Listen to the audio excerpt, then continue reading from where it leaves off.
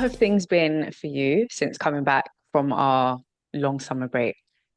I think they've been really mixed. There's been a lot of, as with life, I guess, trying to balance the joy and the discomfort. I had Mm. a really nice break over the summer, um, and then I came back and I was really happy to be in the routine.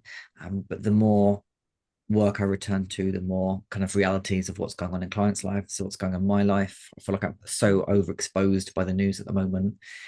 So yeah, I'm trying to find that balance of bringing it in to me and my family of this is okay, but brand things that just happen. Mm. Versus the outside of is it burning and I've only got a glass of water. Um, yeah. So what do I do? And I What an think analogy. honestly, the world's It's burning. real. I'm working with this. Um, yeah. Uh, it's not even a laughing matter, but Oh, that's sometimes it feels like, what else? if you don't laugh, you'll cry, yeah? Yeah, yeah. No, I hear it. I hear it. Oh, after the break, it feels a little samey to Mm, me, if I'm yeah, honest. I don't feel as though I've come back to work and it's just been any different to how it has been over the last few months or the last 6 months. But I have felt the difficulty in holding what I feel about the current mm, landscape of the world and holding what clients are feeling too, because yeah, they're very similar things. yeah, It's difficult to manage what you might be feeling outside of the therapy room and then mm, holding space and hearing people speak about the same thing that you're trying to manage outside of the therapy room. yeah, So it's been interesting, but it feels samey. yeah. Definitely, the world's changed. The world's changed so much since we started private practice, even since we started training. Hmm. Is really intense. And you're reminding me of like the importance of within reason being really transparent and kind of honest with clients because if when there's times where we're going through similar things, I guess not necessarily, oh yeah, I've been depressed too, but we're watching the world burn at the same time, and there is that Yeah. we maybe don't have the luxury these days of trying to remain impartial because it's almost impossible to be impartial because we're affected too. Yeah. We're feeling the strain and the pull of it. So Hmm. sometimes I find myself being like, I really get this. Like, I don't know what to do. I Hmm. the we are in it feels like in England at least a situation where we're being pulled and everything's being pinched. Yeah, and sometimes I'm just like, I get it. Um, Yeah. I'm I feeling think it it's right now. important Yeah. sometimes to not be impartial. And I believe that therapists are seeing that now more than ever. The world has always been shitty. Yeah. We're seeing it more now because of technology and we have access to more like footage and information, which is a good thing, but it's also quite traumatizing because we're having this constant stream of distress Yeah. that we have access to in the palm of our hands. So I think that therapists are forced to be um, to challenge that view or challenge being impartial. We can't. It's almost like a luxury not being impartial anymore. Yeah, But for yeah. certain things. Hmm. Yeah, and I think people are understanding that politics live in the therapy room. You Yeah. can't ignore that therapy is political. Mm, You have to acknowledge that it's not just the psyche of someone that's in the room. It's their circumstances, their external world, which forms a part of their psyche, but that is also in the therapy room too.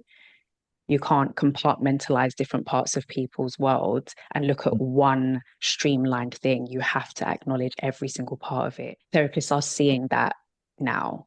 yeah. And it feels like it's really under the microscope at the moment. Yeah, yeah, absolutely. And you kind of have it feels like the camps of it's not political versus it is political. Mm. I saw a really good post on Instagram. It was something I didn't read too much into it, but it's bringing up an idea about something we can speak about. But it was kind of like saying you can't be political along the lines of if you're working with a client that votes for a different political party than the one you do, Mhm. how is that going to impact your work? And I thought it was a really interesting kind of statement, because what does happen if I think it's really rare that it happens, because usually clients pick the therapist they want, They right? clock on, yeah. Yeah. But what happens if you sit there and you have a client? What do you think you would do if you sat there and the client suddenly started talking about voting for X party, um, and your hairs on your neck suddenly go up, thinking that's the polar opposite to my party's policies? Hmm. Hmm. Um, Yeah. because ethically, maybe we can't say I can't work with you, but what would you do? Do you think?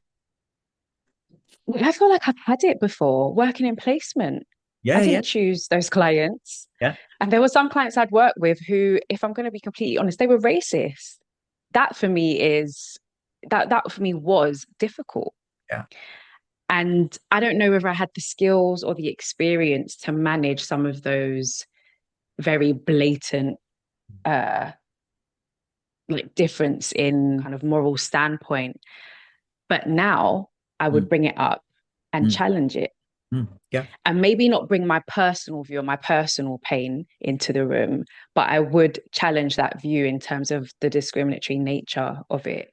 And I feel like you can not work with clients mm, for that reason. yeah, yeah, yeah, In private practice, yeah. if you believe that it's harmful for you, Mm, it's absolutely going to change the way that you work with that client. mm, If mm, you have to enter into survival mode to work with a client, you shouldn't be working with them, because no, not only is it damaging for you, I think it's also damaging for the client. Fair enough, that's their point of view, mm, and they'll be bringing that into the room. But you can't provide a safe environment for that person, given that you're in survival mode and you're yeah, being triggered and activated by their existence in the room. So I feel like, yeah, yeah, in that case, you can. yeah. And do you know what? I guess you're from, even if you're not in survival mode, we can't deny the fact that our unconscious biases are going to try and nudge things the other way. I can't, I wouldn't be able to guarantee that I wouldn't accidentally be like, oh, but do you really believe in that? Or, but this other Yeah, party, they're offering this. I don't know if I'd yeah, accidentally become a salesperson for another party. yeah, Um, yeah. Ethics come into it yeah, too. ethics and safety. Um, yeah. And there's the part of me though that would want to try, because there's always that part of me that thinks if we're talking, let's go to the extreme, and unfortunately the extreme is quite big at the moment, of a party that is anti-immigration, Hmm. Hmm. same-sex marriage, and anti all the stuff that the last 100 years have been hard fought for. I'd be really Yeah, curious, like, who hurt you? All, what is this about? Just the textbook element of, why do you hate yourself so much that needs to yeah, hate other people? There'd still be that part of me. yeah. I said I'm more than happy working with people who are homophobic.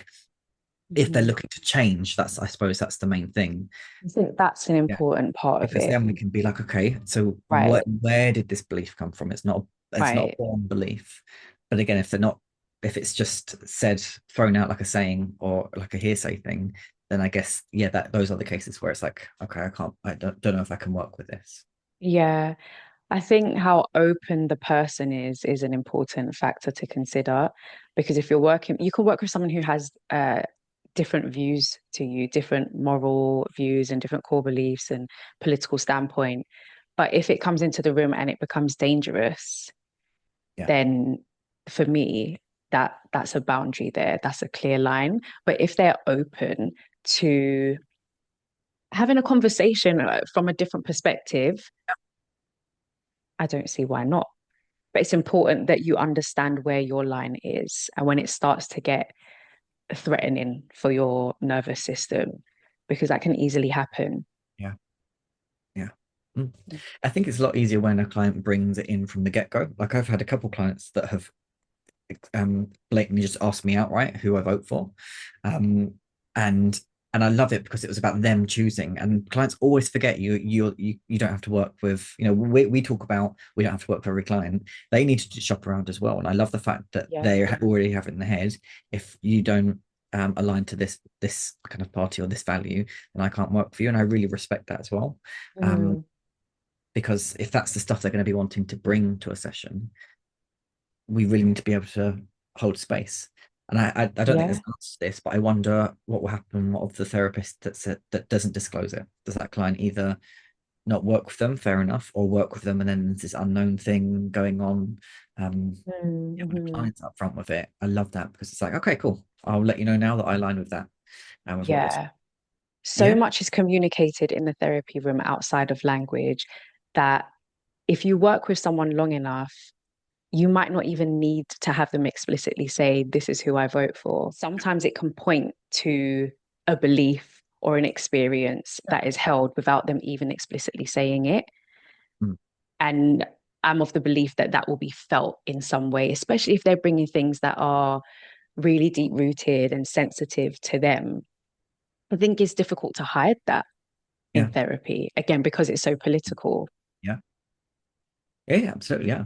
And I think we're talking about, I just said it a second ago, but the extremes here. This used to be so much easier because I think there weren't necessarily even certain political parties didn't even exist to mean that we'd need to worry Mm, about this, or policies weren't as extreme to what they are now, mm, which again is why we have to consider that the last 10 years have just been absolutely like mad for the change in yeah, the way the world is going.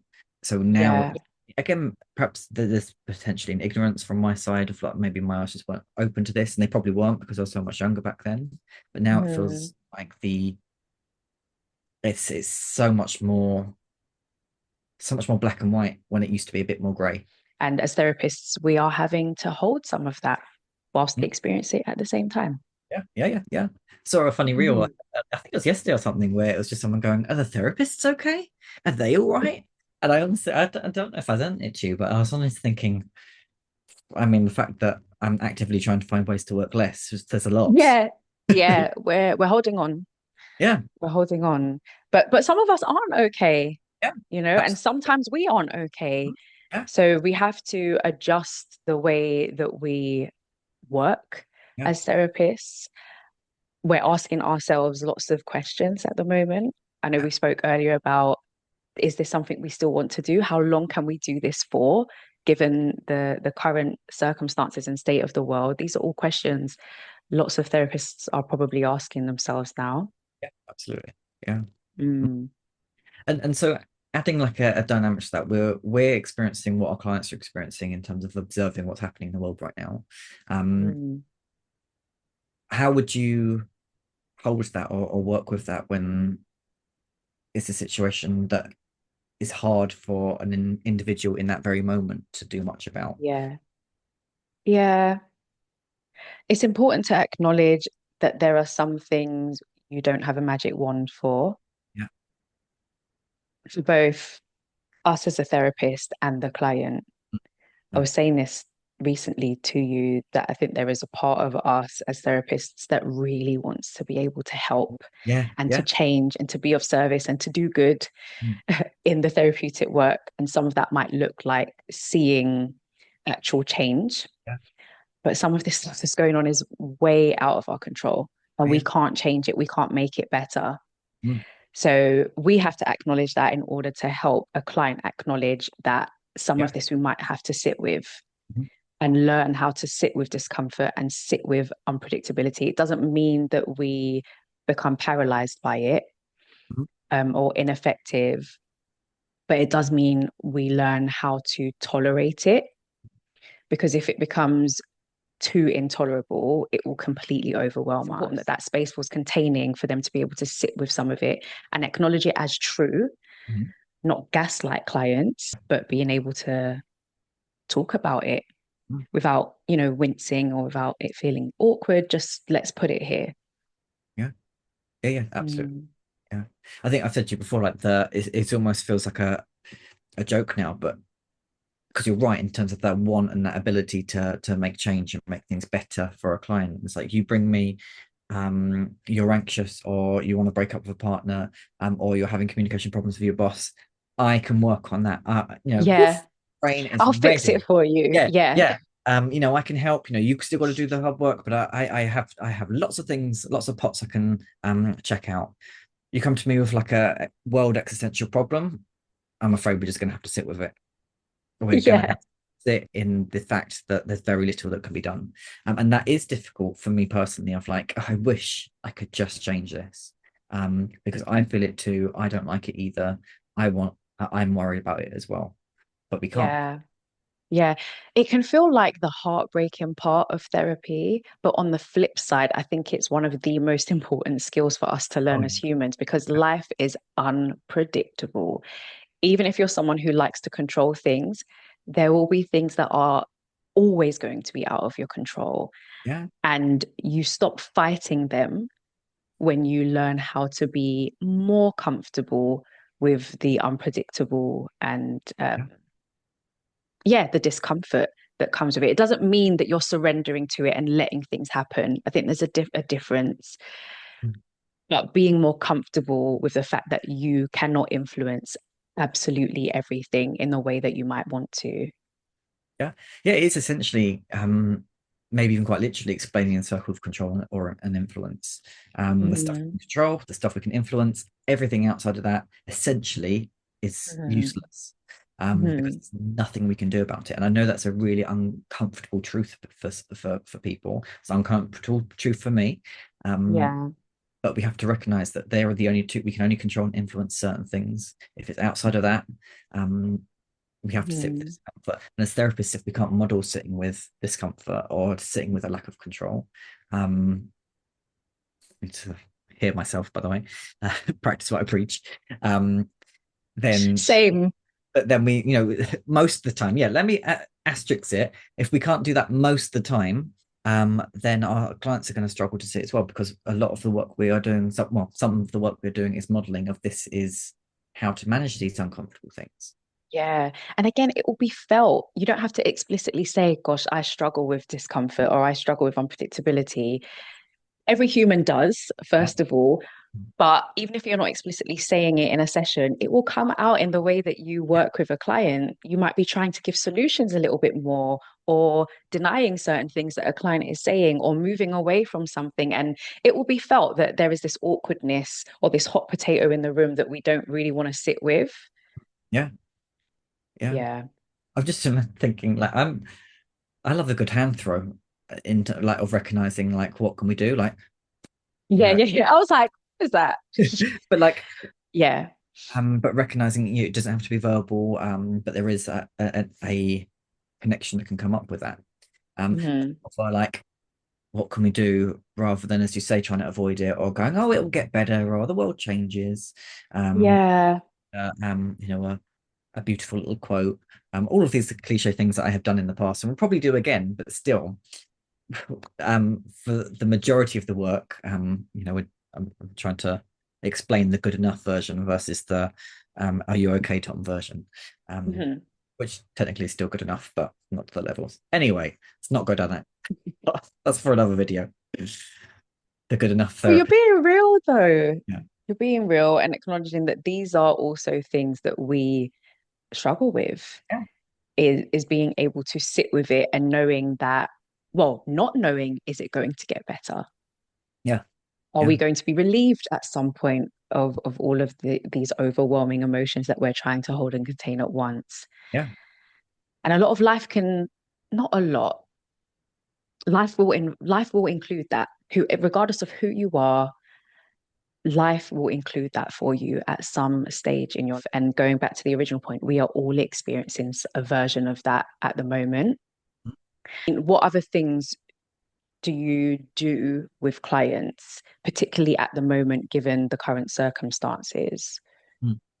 Yeah, there's definitely a time and place for it, but I really love kind of fostering joy or action, trying to get people together because just as much as there's some big things that we can't, well, things that are outside of our circle of control and influence are pointless, like I said. So then I try to bring it back into clients and get a bit more actionable with them of what can you influence, who are you spending time with, how does that person make you Hmm. feel? Yeah. You make that person feel? What do you do for fun? So much more now. My work involves at talking about fun and books and TV and going to parties because that's where a lot of the magic lies. That's where you can see all Mm. of the beauty in humanity. And I'm really pro on this. Like I said, there's definitely a time and place for it. And there'll be plenty of people that would like me to sit in discomfort for forever and ever. but I am an existentialist. I am a searcher for meaning, and the people that work with me usually want that to be included in the work. So it's a bit like, yes, things are really tough, but bringing it back to you in your life. What do you want? What's going to make you happy? How can you achieve these things? Really trying to get a bit more, I suppose, cheerleadery going. You could do this. Come on, Mm. what's next? What do you want? Yeah. Yes, this part over here is burning, but what about this beautiful forest that we haven't walked in yet? Hmm. Yeah. It's important for it to exist, Yeah, especially now. And there's a tendency for us, and I know I'm generalizing, but when something awful is happening, for us to almost feel guilty mm, for relishing in joy or searching for joy in the moments when we feel like something else needs our attention. yeah, It's important that space is made for both mm, and you understand how much capacity you have to sit with this discomfort. mm, Distractions are important sometimes. And do you know what? Joy, it shouldn't even be considered a distraction anyway. Joy is a yeah, fundamental part of life that is necessary for human functioning, in my opinion. So I'm with you on that one. We have to be intentional when we search for joy. Some of us are more open to inviting it in than others. And it will look different for all of us, but we have to be intentional about adding it into our life and finding it in the smallest of things. absolutely, yeah, yeah. It can't. It's not necessarily a thing that you find time for. You have to make time for it. It can't be at the Yeah. to-do list. We need to, in this, my opinion, it needs to be okay. I've because there's always something to do. We're all life is busy now for most. Hmm. So it's about going. I'm not going to wait until the end of the day when I've done everything on my to-do list. It's I'm going to let myself do something fun 15 minutes at 12 o'clock. Hmm. Carry on. Um, Yeah. Making the time, not waiting for it because it's Yeah. going to turn up. Yeah. But and if you're waiting for it at the end of the to-do list, then that's almost a reward. And joy shouldn't be a Mm. reward Yeah, for doing all of your work. It should yeah, be something that is integrated into your days or into your weeks. yeah. It's important that you find what your joy looks like, but it has to exist. And we were talking earlier about community and how we speak to our clients about community and the importance of community. And for me personally, anyway, a lot of my joy comes from the communities that I find myself in. Yeah. And I try to be very intentional about that. So I know for me, that's a release of some of the more difficult emotions that I'm managing or sitting with, but also it fills my cup back Mm. up. Yeah, You yeah, know, community is so important. yeah. And that's the thing that feels like it's been completely destroyed since COVID. I don't think we've ever recovered. Again, I'm generalizing, but Yeah, no, like I I'm agree. just thinking about who I'm exposed to, I suppose, and a lot of people I work with, and for a time being me too. Hmm. Any sort of social skills had just completely evaporated. Any desire to get out the door and go meet Yeah. had completely gone. Um, because it's kind of something that I say this to clients sometimes, certain things like going out and meeting friends or picking up a book or watching TV program without your phone, it's not like riding a bike. You can't just do it again. Hmm. You can't just get back on. You have Hmm. to teach yourself to do it. You have to wean back into it because those things are kind of slow release dopamine hits. And in lockdown, we just got Hmm. getting our hits every 10 seconds. Um, Hmm. you have to foster and make the time to teach yourself again how to be with your community, how to Yeah. know who the right people in your community are for you, how to pick up a book, how to watch telly without a phone. Hmm. Yeah. Community is an interesting one. We could probably speak about it in another video, but being in community is a two-way process. Yeah, There are things that you also have to offer into the community to be a part of a community too. yeah, But if people are struggling with building communities, I'd say start small. yeah, You know, two people, that's enough for now. As long yeah, as you aren't isolating yourself, yeah, and it can feel like we want to do that right now. Sometimes but I feel like I want to run and hide from things. yeah. I joke a lot with my Mm, husband about do we want to go move to a private island somewhere? Yeah, not yeah, a private island, but just like an yeah, isolated island somewhere in the yeah, middle of nowhere where we don't have to think about anything. yeah, And whilst I say it's a joke, there is definitely a part of me that is showing up in that joke that wants to hide and run away from everything that I'm witnessing and seeing and having to feel emotionally. So remembering that community is important even when you feel like you want to run away and isolate yourself. But it has to be built and you have to contribute to it too in order to receive from people. yeah. We were mentioning the activist part or Mm, taking part yeah, or how clients might be able to effect change yeah, through their actions. yeah. Yeah, I do. I think that's a question that I ask clients if they want to, like, how I can't remember if I've said this before, but I will explain to clients that when it comes down to like to change, you can be part of the army or part of MI5. And the army is the people that go out to the streets with the placards, um, uh, and kind of really, really showing up on the front line. MI5 are the people that do it kind of quietly, toppling governments from within inside.